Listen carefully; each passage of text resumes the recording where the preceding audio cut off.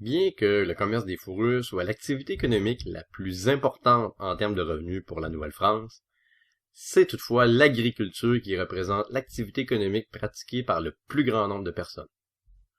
On appelle habitants ceux qui cultivent leurs terres en Nouvelle-France, un nom dont la population de la vallée du Saint-Laurent était fière et qui n'avait pas la connotation péjorative qu'on lui donne aujourd'hui. La vie était rude en Nouvelle-France et l'habitant, qui avait défriché sa terre de A à Z, y était fortement attaché.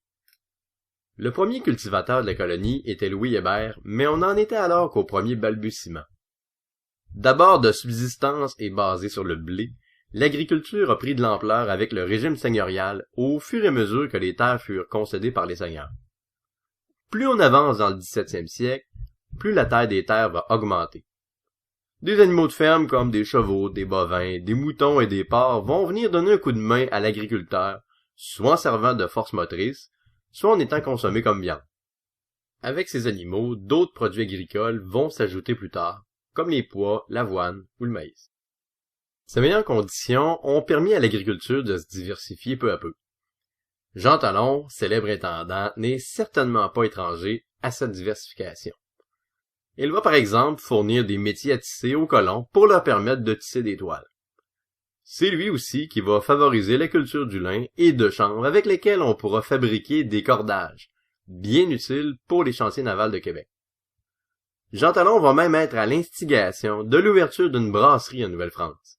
Brasserie qui connaîtra un succès mitigé, mais qui stimulera quand même la production de houblon.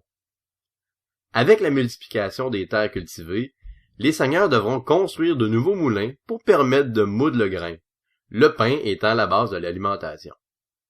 C'est ainsi qu'apparaîtra le meunier, un des nouveaux métiers reliés aux produits agricoles dans la colonie. Vers la fin du 17e siècle, l'habitant peut générer quelques surplus agricoles qu'il pourra vendre aux différents marchés. Il existe 3 types de marchés: marché local, les villes et la France. Le marché local, c'est évidemment les habitants qui vont s'échanger entre eux leur surplus, plus souvent qu'autrement par du troc. On sait cependant que la population de Nouvelle-France va augmenter rapidement suite aux différentes mesures prises par Jean Talon, ce qui va nécessiter davantage de produits agricoles. C'est ainsi que des marchands vont se spécialiser dans l'achat de produits agricoles pour les revendre, surtout en ville. En retour, les habitants vont pouvoir se procurer des tissus, des vêtements ou de l'eau de vie. Les surplus qui n'y seront pas vendus en ville, dans les différents marchés publics, seront ensuite écoulés par des importateurs en utilisant le commerce triangulaire, c'est-à-dire vers Louisbourg, les Antilles ou la France.